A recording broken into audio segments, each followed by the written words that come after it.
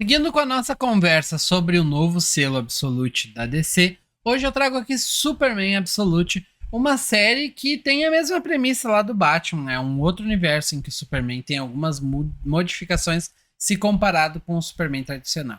Como principal destaque aqui que o nosso personagem, o Kal-El, ele chega até a Terra em uma fase mais avançada de idade. Esse é, para mim, pelo menos, ao que parece a principal diferença. Ele chega aparentemente já meio adolescente por aí. Ele não tem a fortaleza da solidão. E ele é um personagem mais recluso, mais nas sombras. Ele, ao invés de ser aquele grande símbolo lá de Metrópolis, ele anda pelo mundo resolvendo alguns problemas.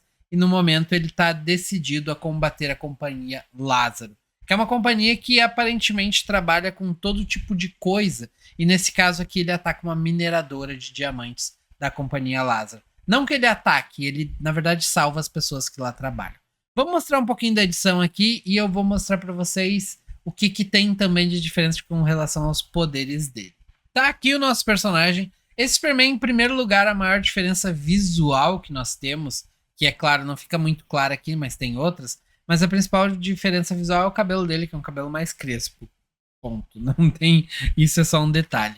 Ele aparenta ser um personagem mais latino, por assim dizer, né? Ele tem mais cara de brasileiro, inclusive deu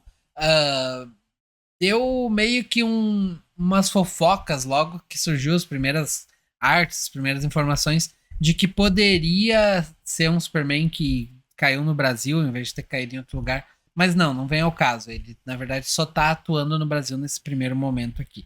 Nós começamos então com a história de Krypton, mostrando que Krypton tem meio que uma pegada de Admirável Mundo Novo, onde tudo é separado em castas, cada pessoa pertence a uma casta e tem uma função específica dentro da sociedade e tudo mais. E o pai do Superman e a mãe dele participam da casta mais baixa.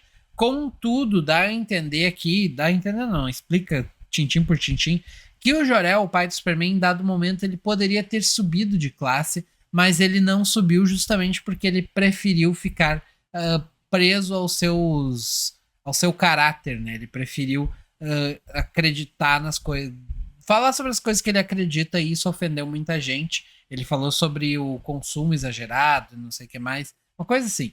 E acaba que ele foi proibido de subir de casta e também perdeu toda a formação acadêmica que ele tinha e foi jogado para ser simplesmente um trabalhador, que simplesmente um trabalhador parece ser ofensivo, né? Mas dentro desse universo aqui é meio que isso, né? O trabalhador é para ser uma coisa ofensiva. Então ele trabalha nas minas e tudo mais. Só que ele é um baita cientista e ele descobriu que o planeta tá por explodir e ninguém acredita nele. Ele acaba meio que tentando resolver a parada, né? Inclusive o supervisor dele acaba se envolvendo num acidente aqui que tem ligação direta com isso que ele falou que vai acontecer com o planeta. Mas ninguém deu bola, acaba que o planeta explodiu e ele mandou o Superman para a Terra. Essa parte não tá muito clara, mas eles falam sobre a nave feita de pedras solares e tudo mais que trouxe o Superman para a Terra. O que parece, não mostra a nave em lugar nenhum, nem mostra eles mandando o Superman. Mas dá a entender que essa nave é a própria capa do Superman. E isso eu achei muito bacana.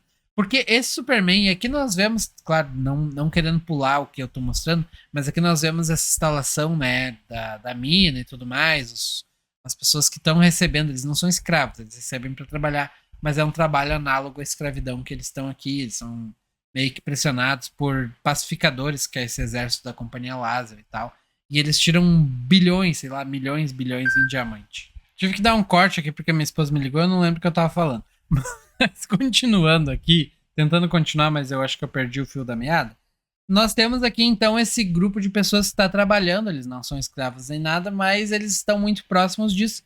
E o Superman acaba entrando junto nessa parada. Por exemplo, inclusive ele entrou na mina antes de todo mundo, porque o pessoal tinha meio que trabalhar e terminar as coisas rápido. Não lembro porquê, mas eles tinham que terminar rápido. Ele entrou lá dentro e ele fez todo o serviço. Então todo esse diamante que a gente vê aqui foi ele que coletou e quebrou e tudo mais para poupar a galera, né?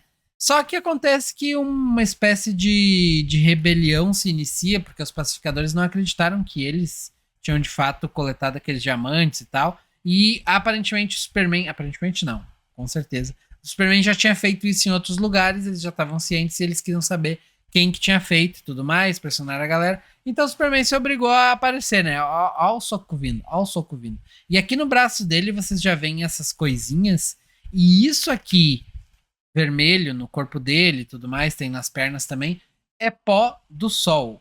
É uma criatura ciente, é uma espécie de inteligência artificial, eu diria, que se chama Sol e que participa como uma espécie de armadura e que dá energia pro Superman. Ela cura, ela faz várias coisas que eu achei muito, muito interessante. Eu gostei demais dessa estrutura, dessa arma que o Superman tem, que é esse sol, esse poder que dá a ele várias coisinhas, o que inclui, por exemplo, ela mede se ele tá cansado e tudo mais. Esse Superman, ele não é que ele seja mais fraco, tá? Mas ele ainda tá conhecendo seus poderes, por conta disso ele não tem domínio total e acaba que ele tem mais dificuldade em algumas coisas, mas ele em nada parece ficar devendo aos Supermans tradicionais que a gente conhece. Aqui a gente conhece também a Lois Lane, entre outras coisas, né? A Lois Lane é aquela, ela é aqui uma soldado, ela não é uma repórter, mas ela faz os relatórios depois e descobre que ela gosta muito de escrever. Então, o que, que eu tenho a dizer? Eu não vou ir muito além aqui para não dar muito spoiler. Eu gostei muito mais do Superman Absolute do que do Batman. Superman Absolute tem uma pegada muito mais, diria que subversiva se comparada às edições tradicionais do que o Batman tem. O Batman, para mim, simplesmente foi uma licença para fazer a coisa mais visceral. Sei lá, ele corta braço das pessoas e tal. O Superman é um Superman que eu acho que o cerne da questão do Superman, a essência tá aqui, mas deram para ele outras situações, mudaram as pecinhas no tabuleiro do Superman, mas entregaram o mesmo Superman para atuar lá, porque ele tem o mesmo caráter inabalável, a mesma honestidade e tudo mais. A Lois Lane, inclusive, fala que ele não conseguiria mentir nem que ele quisesse, e ele passa uma aura, ela fala inclusive do cheiro dele, que parece de carvalho envelhecido e tudo mais. Eu acho que essa revista aqui, com certeza, para mim, é tipo, sei lá, 70% melhor do que o que eu vi em Batman, que acabou sendo uma coisa muito mais... É curioso até, é difícil de eu explicar isso, mas a impressão que eu tenho é que a revista do Batman é muito mais fantasiosa do que a do Superman. E essa capa dele, feito desse pó aqui solar, é muito, muito legal. É uma espécie de capa mágica, literalmente, que vai dando apoio, ele vai conversando com ela e tudo mais. E eu acho que em vários momentos do Superman falta isso, alguém com quem ele possa conversar. Porque ele é o homem no topo da torre, ele fica lá sozinho e ele não tem com quem compartilhar. Ele acaba falando com aqueles robôs lá na Fortaleza da Solidão, que a gente viu lá no filme, mas não é a mesma coisa. Aqui ele tem uma inteligência artificial que tá no mesmo nível que ele, por assim dizer, e ele conversa de igual, ele pede conselhos e tudo mais. Achei demais. Gostei muito do que eu vi aqui, me diverti bastante com essa edição, e é uma escolha assim que não precisa ficar na dúvida. Se for pegar, se tiver que escolher uma, eu não li Mulher Maravilha ainda, tem que ler para dar essa resposta concreta. Mas se tu for escolher entre Batman e Superman, vai de Superman. Com certeza tu vai te divertir mais. Ou talvez eu esteja errado, né? Me diz aí o que tu acha. Superman ou Batman saiu melhor nesse início de corrida. Não que eles estejam correndo, né? Mas acaba que pode se tornar uma disputa. Se por acaso tu tiver que escolher entre comprar uma e outra, daí sim é uma disputa. Nesse caso, pra mim, Superman ganharia. Eu assinei lá na Panini o pacote com os três, né? Com a Trindade, Superman, Batman e Mulher Maravilha. A Mulher Maravilha tá para chegar em breve. Assim que ela chegar, eu faço uma review também. Assim como eu farei dos próximos volumes aqui desse selo Absolute.